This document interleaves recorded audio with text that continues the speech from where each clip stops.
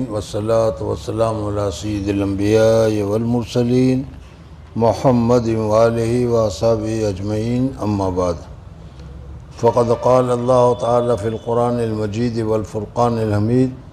فأعوذ بالله من الشيطان الرجيم بسم الله الرحمن الرحيم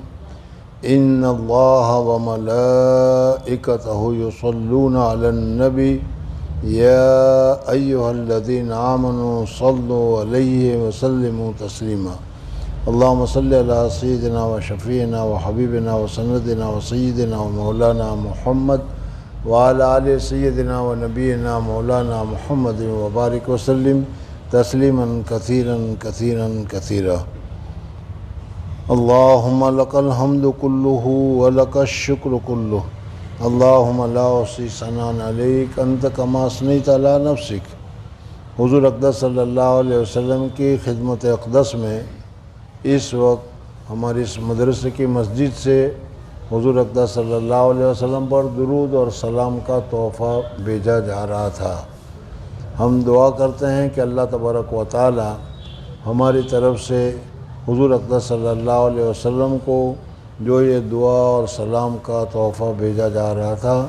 اللہ تعالیٰ اس کو قبول فرمائے، ہماری مغفرت کا سبب اور ذریعہ بنائے، حضور اقدس صلی اللہ علیہ وسلم کی محبت اور حضور اقدس صلی اللہ علیہ وسلم کی ہمیں عشق اور معرفت نصیب فرمائے۔ بزرگ اور دوستو، آج جو حدیث بیان کی گئی ہے اس میں یہ ہے کہ اگر کوئی آدمی حضور اقدس صلی اللہ علیہ وسلم کی خدمت میں درود پڑھتا ہے تو حضور اقدس صلی اللہ علیہ وسلم تو اس وقت یہاں پر موجود نہیں ہے۔ حضور اقدس صلی اللہ علیہ وسلم تو مدینہ منورہ میں مسجد نبوی میں اپنا جو مقبرہ ہے اس مقبرہ میں آرام فرما رہے ہیں۔ اب یہاں ہم درود پڑھ رہے ہیں تو وہ درود کا حضور صلی اللہ علیہ وسلم کو کیا پتہ چلے گا، یا اگر ہم پڑھتے ہیں تو پھر ہمیں کیا فائدہ ہوگا؟ اس قسم کے سوالات ہمارے دماغ میں پیدا ہوتے رہتے ہیں۔ آج جو حدیث تمہارے سامنے ہے اس حدیث میں ان سارے سوالوں کا جواب اور ہمارے اس پڑھنے سے ہم کو کیا ملتا ہے وہ بھی اس میں حضور اقدس صلی اللہ علیہ وسلم نے پہلے ہی سے فرما دیا ہے۔ پہلی بات تو یہ بتائی کہ حضور اقدس صلی اللہ علیہ وسلم کے مزار مقدس پر اللہ جل جلالہ نے ایک فرشتہ مقرر کیا ہے، اور اس فرشتوں کو اتنی قدرت، اتنی طاقت، اتنا پاور ہے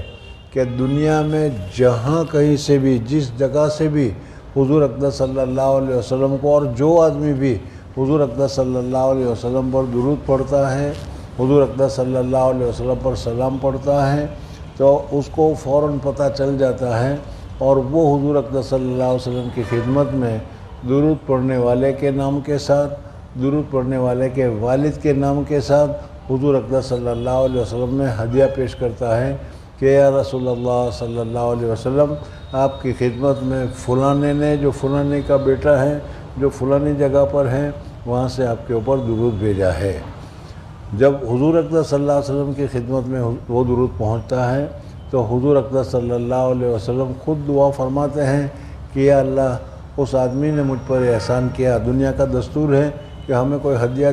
دیتا ہے یا ہدیہ بھیجا جائے تو پھر اس ہدیے کا شکریہ ادا کیا جاتا ہے۔ یہاں پر حضور اقدس صلی اللہ علیہ وسلم شکریہ کے طور پر اللہ جل جلالہ و امن والوں سے ارشاد فرماتے ہیں کہ یا اللہ تو اس کے اوپر رحمت نازل فرما۔ دوسری بحث یہاں پر یہ ہے کہ وہ آدمی یا وہ فرشتہ جو ہے وہ تو حضور اقدس صلی اللہ علیہ وسلم کے مزار مقدس پر ہے،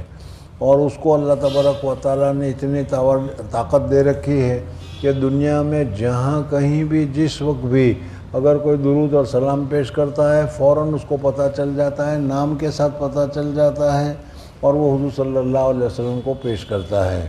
تو اس کو سمجھنے کے لیے پہلے تو بڑی مشکل پیش آیا کرتی تھی، لیکن آج بارہا میں نے بتایا کہ یہ موبائل اور موبائل کے ٹاور جو ہیں، وائرلیس اور وائرلیس کے جو مواقع ہیں، اس میں دنیا میں جہاں کہیں سے بھی کوئی آدمی فون کرتا ہے، اور ایک ہی وقت میں کئی آدمی فون کرے، الگ الگ نمبر سے فون کرے، تو ابھی وہ سارا کا سارا کیا ہے اس موبائل کے ذریعے سے اب منزل مقصود تک پہنچتا ہے۔ تو ایک مخلوق جو عاجز ہے، کمزور ہے، وہ ایسی تکنیک اور ایسی چیز پیدا کر سکتی ہے تو اللہ جل جلالہ و من والہ تو قادر مطلق ہے۔ تو پھر اگر اس نے ایسا کوئی فرشتہ پیدا کر رکھا ہے اور اس میں ایسے مواد اور ایسی چیزیں اللہ تبارک و تعالیٰ نے رکھ رکھی ہے کہ دنیا میں کتنے ہی قریب سے کتنے ہی دور سے کہاں سے بھی کوئی بھی درود پڑے گا تو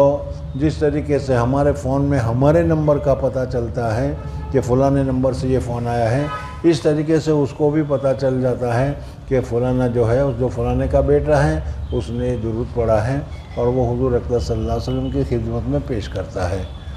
بڑے حضرات جو ہوتے ہیں یا بڑی شخصیتیں جو ہوتی ہے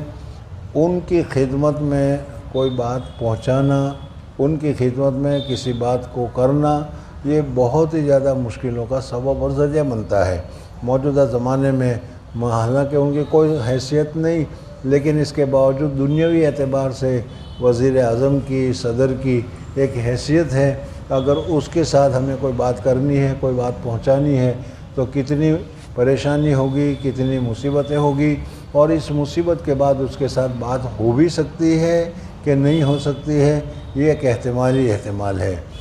اب ان کے مقابلے میں حضور اکرم صلی اللہ علیہ وسلم کا درجہ تو مسلم ہے۔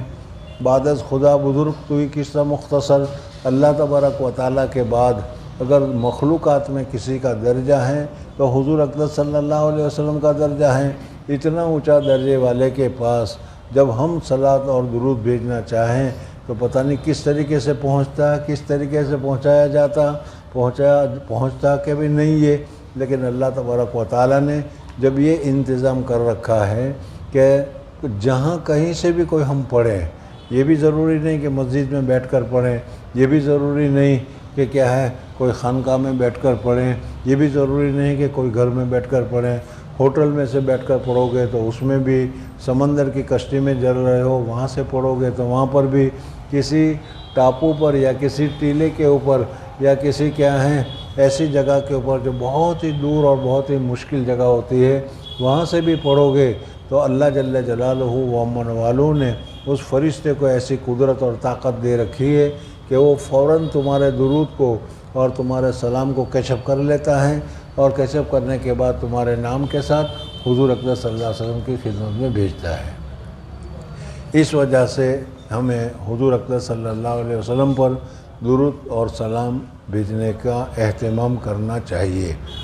یہاں بعض لوگ غلطی کرتے ہیں، وہ بھی بتا دو کہ بعض ہمارے حضرت یہ ہے اور وہ یہ کہتے ہیں کہ حضور اکرم صلی اللہ علیہ وسلم بنفس نفیس تشریف لاتے ہیں اور وہ سلام کو سنتے ہیں۔ اس وجہ سے آپ نے دیکھا ہوگا کہ جہاں مولود پڑھی جاتی ہے تو وہاں مولود پڑھ کر بیٹھ کر وہ مولود پڑھتے رہتے ہیں، اور جب ختم کرنے کا ہوتا ہے تو اس وقت سلام پیش کرتے ہیں اور اس وقت سارے کے سارے کھڑے ہو جاتے ہیں، یا نبی سلام علیکم، یا رسول سلام علیکم کر کے وہ کہتے ہیں۔ اور یہ کھڑے کیوں ہو جاتے ہو بھائی؟ حضور صلی اللہ علیہ وسلم کی روح تشریف لاتی ہے۔ حالانکہ کسی حدیث میں کسی جگہ پر بھی حضور اکرم صلی اللہ علیہ وسلم نے نہیں فرمایا،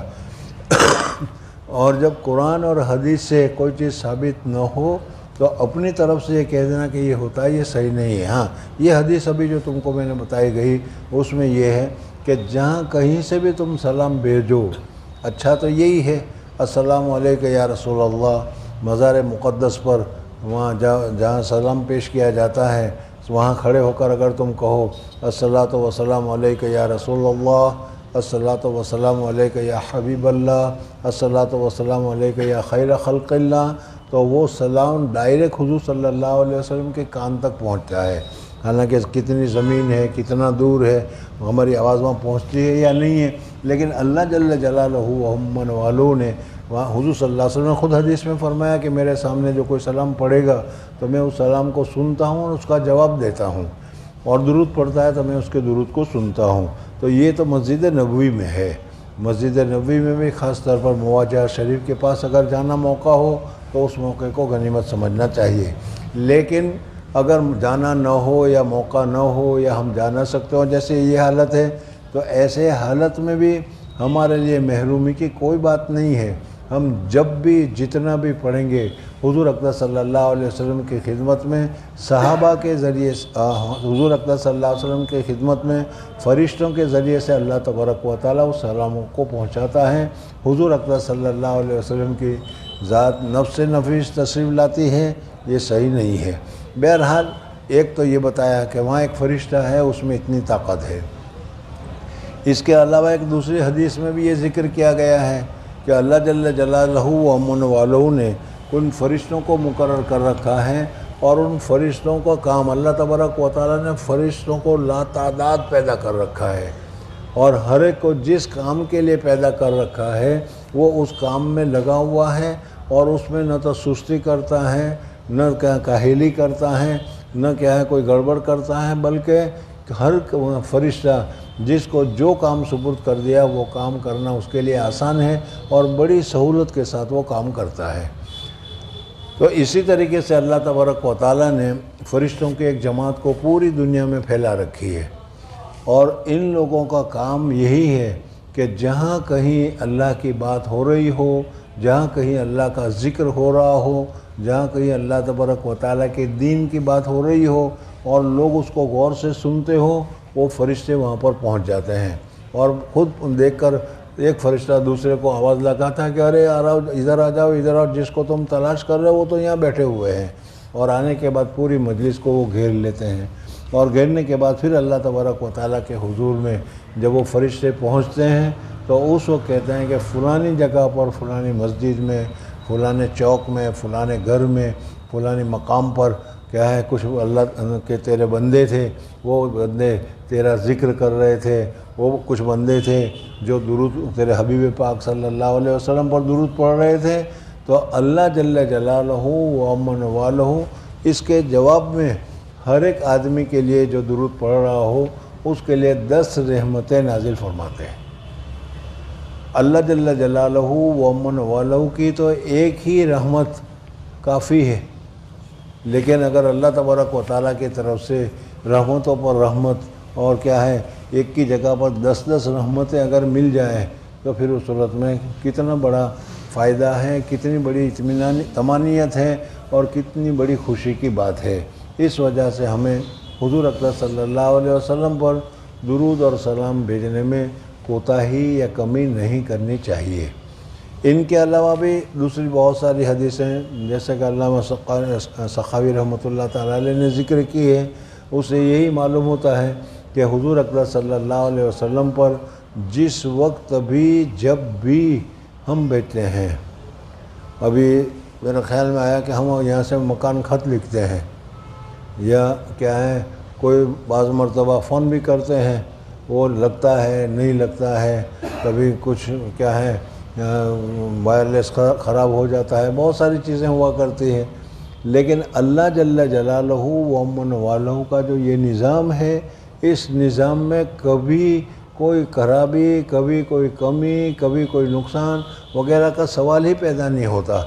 سمجھ میں آنے جس طریقے سے روزانہ سورج اپنے وقت پر نکلتا ہے، 1 سیکنڈ کے لیے نہ جلدی ہوتی ہے،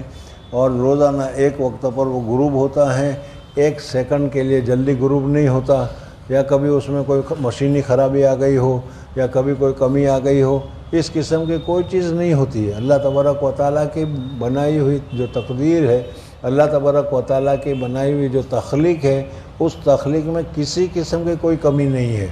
تو اگر ہم یہ کہیں کہ فون کرنے بیٹھے تو ہمارے فون میں بیٹری چارج نہیں ہوگی، یا تو کیا ہے وہ آواز نہیں پکڑ رہا ہوگا، یا لائن نہیں چل رہی ہوگی، بہت ساری چیزیں ہو سکتی ہے، لیکن یہاں درود شریف پڑھنے میں ایسی کوئی بھی بات نہیں۔ ابھی جیسا کہ بتایا کہ اگر ہم نے یہاں درود پڑھا تو اس درود پڑھنے کے ساتھ ہی وہ فرشتہ حضور صلی اللہ علیہ وسلم کو اسی منٹ میں، سمجھ میں، جس کو ڈیلیوری ایکسپریس آپ کہہ سکتے ہو، اس ڈیلیوری ایکسپریس سے بھی زیادہ حضور اقدس صلی اللہ علیہ وسلم کی خدمت میں وہ پہنچ جاتا ہے۔ دوسرا، بعض مرتبہ کہتا ہے 1 مرتبہ پہنچ گیا پھر کیا ہے، لیکن پڑھا تو ہم نے 1 ہی مرتبہ، لیکن الگ الگ طریقے پر، الگ الگ جگہ سے، الگ الگ واسطے سے اگر حضور اقدس صلی اللہ علیہ وسلم کی خدمت میں پہنچے تو یہ ہمارے لیے کتنی بڑی سعادت کی بات ہے۔ اس وجہ سے کہ بڑوں کی خدمت میں ہمارا تذکرہ ہو، بڑوں کی خدمت میں ہمارا نام آ جائے، بڑوں کی خدمت میں ہمارے باپ کا نام آ جائے، یہ کتنی بڑی سعادت کی بات ہے۔ حضرت شیخ نور اللہ مرقدہ فرماتے ہیں کہ بڑے بزرگوں کے ہم نے دیکھا، خود میں نے حضرت شیخ سے بھی سنا کہ حضرت اقدس رائے پوری رحمۃ اللہ تعالیٰ علیہ، حضرت مولانا عبدالقادر رائے پوری رحمۃ اللہ تعالیٰ علیہ، یہ رائے پور میں رہتے تھے۔ سہارنپور سے ہی جایا جاتا ہے۔ اگر کوئی آدمی سہارنپور سے کہیں دنیا سے کہیں سے بھی رائے پور جانا ہوتا تھا تو سہارنپور سے جانا پڑتا تھا۔ اب وہ حضرت کے ہاں تو بڑی مجلس لگی ہوتی ہے، بڑے شیخ تھے، بڑی مجلس لگی ہوئی ہوتی ہے۔ اب ایک آدمی آیا اور اس کو وہاں کونے میں جگہ مل گئی۔ حضرت اللہ والے ہیں لیکن اللہ تو نہیں ہے، ان کو کیسے پتہ چلے گا کون آیا ہے کون نہیں آیا ہے؟ سمجھ میں آ گیا؟ تو حضرت کے یہاں ان لوگوں کو معلوم تھا کہ حضرت شیخ نور اللہ مرقدہ سے حضرت مولانا عبدالقادر رائے پوری رحمۃ اللہ علیہ کو بہت زیادہ تعلق ہے۔ اس وجہ سے وہ لوگ آتے ہوئے حضرت شیخ سے ضرور ملاقات کر کے جاتے تھے، اور جب حضرت شیخ سے ملاقات کرتے تھے تو ظاہر بات ہے کہ حضرت شیخ فرمائیں گے کہ حضرت مولانا عبدالقادر رائے پوری کو ہمارا سلام کہنا، یہ پیغام پہنچا دینا، یہ کر دینا، وہ کر دینا، یہ کر دینا، جو بھی چھوٹے سے میسیج ہو وہ پہنچانے کے لیے فرما دیا کرتے تھے۔ تو مولانا حبیب الرحمن لدھیانوی نام ایک آدمی تھے، بڑے اونچے درجے کے وہ بزرگ تھے، سمجھ میں؟ تو وہ حضرت شیخ سے پاس جب بھی جاتے تھے تو ملاقات کر کے جاتے تھے۔ حالانکہ حضرت کے یہاں صبح کا جو وقت ہے کسی کی ملاقات کا نہیں ہے، لیکن اس کے باوجود جب وہ آتے تھے تو نیچے سے خبر کی جاتی ہے، تو حضرت بھی جانتے تھے کہ یہ کچھ کہے گا نہیں، وہ تو میں رائے پور جا رہا ہوں، ملاقات کے لیے آیا ہوں، اور میں کہہ دوں گا کہ حضرت کو میرا سلام کہنا، بس اتنے میں کیا ہوتا کہ بلا لیا۔ بہرحال اب وہ وہاں پہنچا، جس وقت پہنچا تو مثلاً ظہر کے بعد پہنچا ہو، عصر کے بعد پہنچا ہو، مجلس لگی ہوئی ہو، اور مجلس میں جو پہلے سے لوگ آتے ہیں وہ بیٹھ گئے ہوں، تو ان کو تو بھی پیچھے ہی جگہ ملے گی۔ تو وہ وہاں سے کھڑے ہو کر کہتے ہیں حضرت میں سہارنپور سے آیا ہوں، ارے اس کو آگے بلاؤ، آگے بلاؤ۔ حضرت شیخ سے کیا بات لے کر آیا ہے، حضرت شیخ نے کیا کہلوایا ہے، ان کو پوچھنے کے لیے ان کو قریب میں بٹھا دیا جاتا تھا۔ تو اس وجہ سے ان کو تو قریب میں بیٹھنے کا موقع مل جاتا تھا۔ تو اس وجہ سے حضرت شیخ نور اللہ مرقدہ فرماتے ہیں کہ بڑوں کی مجلس میں تمہارا نام آئے، بڑوں کی مجلس میں تمہارا تذکرہ آئے، تو یہ ہمارے لیے بہت بڑی سعادت کی بات ہے۔ اور اگر حضور اقدس صلی اللہ علیہ وسلم کی مجلس میں ہمارا تذکرہ آئے، حضور اقدس صلی اللہ علیہ وسلم کی مجلس میں ہمارے والد کا تذکرہ آئے، تو یہ ہمارے لیے کتنی بڑی مسرت اور کتنی بڑی خوشی کی بات ہوگی۔ ہم تصور بھی نہیں کر سکتے کہ ایسے بڑے مجمع میں یا ایسی بڑی شخصیت کے پاس، جن کے پاس کیا ہے، ہر آن اور ہر لمحے اللہ تبارک و تعالیٰ کی رحمتیں نازل ہو رہی ہو، اور ہر قسم کی سہولتیں ہو، فرشتوں کا جمگھٹا ہو، اور مدینہ منورہ ہے۔ تو ایسے وقت میں اگر فرشتہ ہمارا نام لے کر، ہمارے باپ کا نام لے کر اگر کہتا ہے کہ فلاں نے آپ کو یہ درود بھیجا ہے، اور حضور اقدس صلی اللہ علیہ وسلم اس کے جواب میں اللہ تعالیٰ سے دعا کرتے ہوں کہ یا اللہ فلاں کے جو بیٹا ہے اس نے ہمارے اوپر درود بھیجا ہے، آپ ان کے اوپر کرم فرمائیے، آپ ان کے اوپر رحم فرمائیے، تو پھر حضور صلی اللہ علیہ وسلم کی دعا تو قبول ہے۔ تو اس طریقے سے ایک مرتبہ درود پڑھنے سے کتنا زیادہ فائدہ ہوتا ہے، اور ہمارا درود ہر آن اور ہر لمحے حضور اقدس صلی اللہ علیہ وسلم کی خدمت میں پہنچ جایا کرتا ہے۔ اس وجہ سے ہمیں ہر آن اور ہر لمحے، اور خصوصاً جمعہ کا جو دن ہے، اس جمعہ کے دن میں، اس جمعہ کے رات میں زیادہ سے زیادہ حضور اقدس صلی اللہ علیہ وسلم پر درود بھیجنا چاہیے، درود پڑھنا چاہیے۔ بڑے دنوں میں، اچھے دنوں میں، سمجھ میں دیوالی کے موقع پر یا کرسمس کے موقع پر کرسمس کارڈ وغیرہ بھیجتے ہو، کیوں؟ تاکہ ایسے موقع پر وہ ہمیں یاد کرے۔ تو ایسے بڑے دنوں میں حضور صلی اللہ علیہ وسلم کے پاس ہم درود بھیجیں گے، تو اس درود بھیجنے سے جمعہ کے وقت میں کتنا مبارک وقت ہے، پھر اللہ تبارک و تعالیٰ کا اور حضور اقدس صلی اللہ علیہ وسلم کا جو تعلق ہوگا اس تعلق کی وجہ سے وہ وقت کی کتنی قدر و قیمت ہوگی، اور ایسے وقت میں ہمارے باپ کے نام لے کر جب حضور صلی اللہ علیہ وسلم کو پہنچایا جاتا ہو، یہ ہمارے لیے بہت ہی زیادہ خوش قسمتی کی بات ہے۔ اس وجہ سے بزرگوں اور دوستوں،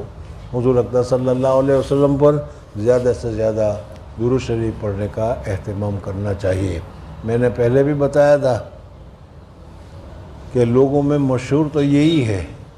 سمجھ میں آئے کہ بدعتی حضرات جو ہیں وہ بہت درود پڑھتے ہیں، الصلاۃ والسلام علیک یا رسول اللہ،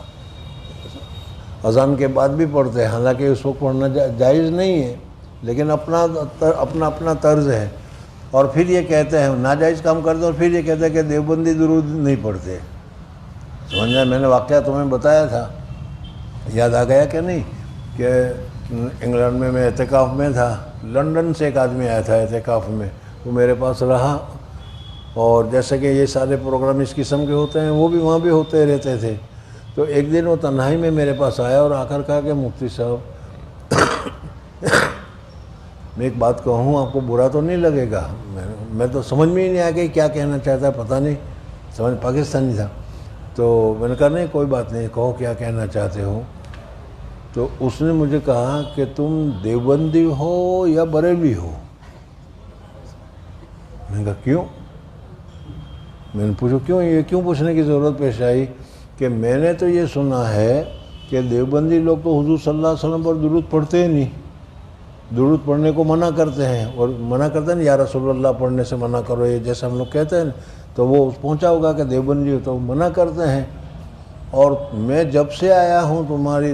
بات میں سن رہا ہوں، تمہاری تقریر سن رہا ہوں، اور ہر بات میں تم یہ کہہ رہے ہو کہ درود پڑھو درود پڑھو درود پڑھو، تو میں سوچ میں پڑ گیا کہ تم دیوبندی ہو یا بریلوی ہو۔ پھر میں پکا دیوبندی ہوں، میں مظاہر علوم سہارنپور کا تو مولوی ہوں،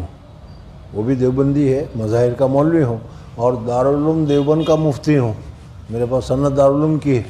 سمجھ میں نہیں، تو دارالعلوم دیوبند کا میں سند یافتہ مفتی ہوں، اس لیے پکا دیوبندی ہوں۔ پھر میں نے کہا کہ دیکھو جو آپ لوگوں کو بتایا گیا ہے یہ غلط ہے، ہم لوگ بھی درود پڑھتے ہیں، لیکن درود وہ پڑھتے ہیں جو درود حضور صلی اللہ علیہ وسلم نے صحابہ کرام رضوان اللہ تعالیٰ علیہ مجمعین کو سکھوایا ہے، یا حدیث میں جو درود آتے ہیں وہ ہم پڑھتے ہیں۔ تمہارے لوگوں کی طرح بناوٹی درود، مصنوعی درود، اپنے آپ لکھے ہوئے درود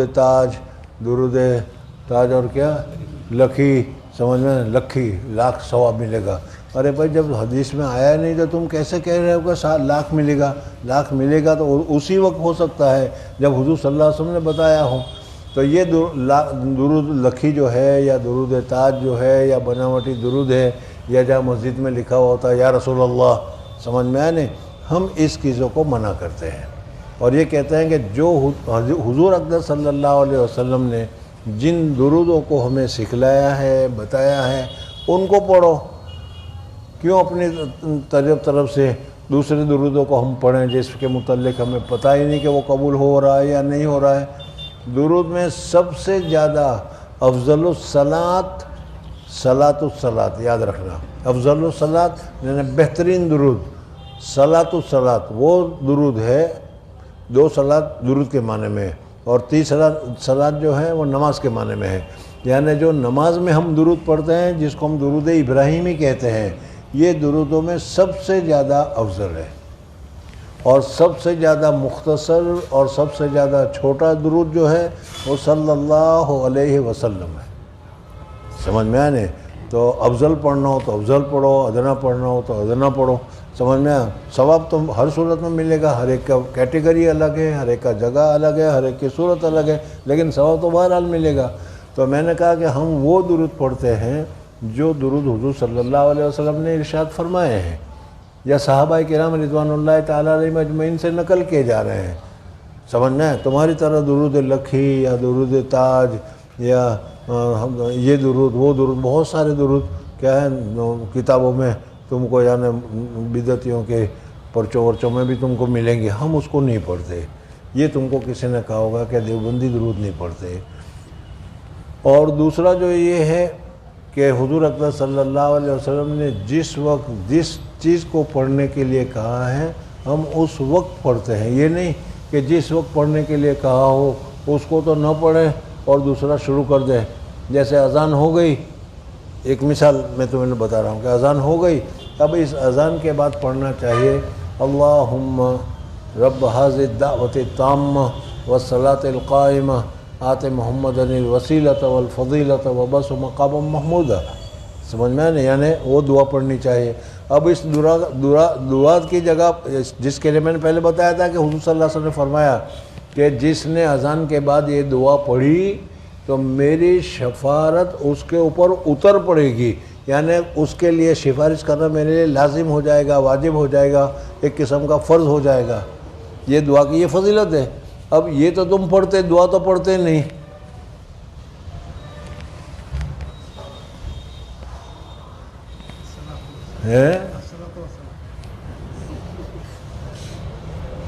ارے روزانہ مغرب، ویسے دوسرے وقتوں میں تو پتہ نہیں ہم لوگ ادھر ادھر ہوتے ہیں، لیکن مغرب کی اذان کے بعد جب مسجد میں ہوتے ہیں اور اس کے علاوہ بھی اپنے گھروں میں بھی ایک اذان سنیں تو پھر دوسری مسجد کی دوسری اذان سنیں تو بھی پڑھ سکتے ہیں، جتنا زیادہ پڑھا جائے گا۔ حضور صلی اللہ علیہ وسلم کو مقام محمود ملنے والا ہے۔ تم دعا کرو تو بھی ملے گا اور نہیں دعا کرو گے تو بھی ملے گا، ہے کہ نہیں؟ اب اگر ہم نے دعا کر دی کہ وابس مقام محمود تو انگلی کٹا کر شہیدوں میں نام داخل کرنے کا ملے گا کہ یا رسول اللہ ہماری دعا کی وجہ سے آپ کو یہ درجہ ملا ہے، ہمارے لیے سفارش کیجئے، کریں گے کہ نہیں؟ اس وجہ سے اذان کے بعد اس دعا کو پڑھنے کی بہت زیادہ اہتمام کرنا چاہیے۔ اب تم کیا کرتے ہو؟ دیکھ لینا جہاں تمہاری یہاں مسجد ہوگی وہ جہاں لا الہ الا اللہ پھر کہے گا اللہم صلی علی۔ اب بھائی یہاں اگر درود ہوتا تو حضور صلی اللہ علیہ وسلم بتاتے کہ نہیں؟ جب حضور صلی اللہ علیہ وسلم نے نہیں بتایا، صحابہ نے نہیں پڑھا، حضرت ابوبکر نے نہیں پڑھا، حضرت عمر نے نہیں پڑھا، حضرت عثمان نے نہیں پڑھا، حضرت علی نے نہیں پڑھا اذان کے بعد یا اذان سے پہلے، سمجھ میں آیا؟ تو پھر اس کو تم پڑھتے ہو تو یہ پڑھنے سے تو منع ہی کیا جائے گا، جیسے دوسری روایتوں سے منع آتا ہے۔ خیر، بہرحال آج کا درس کا خلاصہ یہ ہے کہ ہم جب بھی درود پڑھیں گے، جہاں بھی درود پڑھیں گے، حضور صلی اللہ علیہ وسلم کے پاس ایک فرشتہ ہے، اس کو اللہ تعالیٰ نے طاقت دے رکھی ہے، اور ہم نے ادھر پڑھا اور ایکسپریس ڈیلیوری فٹ سے حضور صلی اللہ علیہ وسلم کی خدمت میں ہمارے نام سے اور روایت کر کا، اور حضور صلی اللہ علیہ وسلم فوراً جواب بھی دیں گے، جیسا کہ حدیث میں ابھی تم نے سن لیا۔ فرشتوں کی ایک جماعت ہوتی ہے وہ بھی سمجھ میں۔ اور تیسری بات یہ بتائی کہ اذان کے بعد اہتمام کرو، پانچوں اذانوں کے بعد حضور صلی اللہ علیہ وسلم کے لیے کیا ہے؟ دعا پڑھو، اللہم رب ھذی الدعوۃ التامہ والصلاۃ القائمہ۔ اللہ تبارک و تعالی مجھے اور آپ حضرات کو عمل کرنے کی سعادت اور توفیق نصیب فرمائے۔ سبحان اللہ و بحمدہ، سبحانک اللہم و بحمدک، نشہد ان لا الہ الا انت، نستغفرک و نتوب الیک۔